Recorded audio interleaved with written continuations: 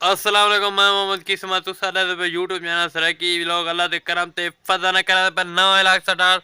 सारे काफी सारे चैनल को जल्दी जल्दी मार गो सब्सक्राइब लाइक ते शेयर ते दोस्तों ने शेयर करके आज करें ते मजेदार वीडियो शुरू यार।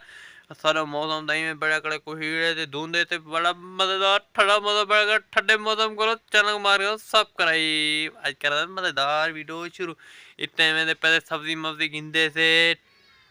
मेरे हिसाब से 11-12 थी पंडी 11-12 थी पर तुम माहौल चेक करो बाहरों का 1 2 3 गो। ये भी बार इन्हें सारे पास धुंध डिठे ने बिल्कुल ठंडा दिल बाहर का मौसम बैठा देखो ये डिठे ने ये त्रिमदे धुंध धुंध मतलब ठंडा दिए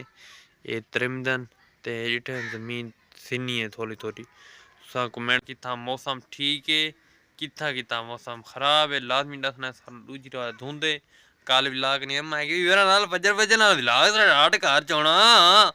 वंज मिलते थे अड्डे उत्ते जिवें माहौल तुहाडे शेयर करो तो इंशाअल्लाह साडी वीडियो नाल बड़े जुड़े रहा करो बड़ी खास होती वीडियो आज दी भी इस टाइम वेंदे मोटरसाइकिल पर थे 20 बार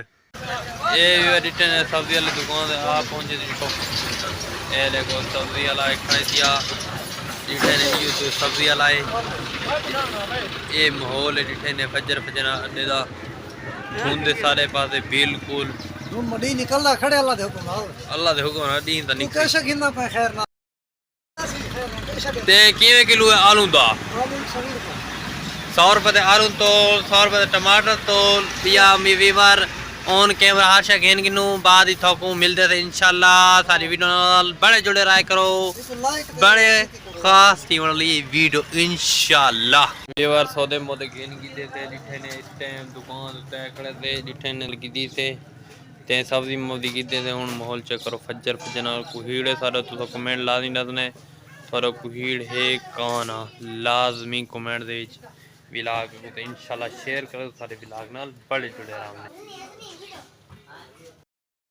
वीवर इस टाइम घर दी बैठे ते सर्दी वीवर आज बहु कुहीड़े सारो बहु झाड़े तो फज्जर फज्जर नाल माहौल दिखाए थे ते वीवर मैं ये सोचना प्यारा ना मैं आधा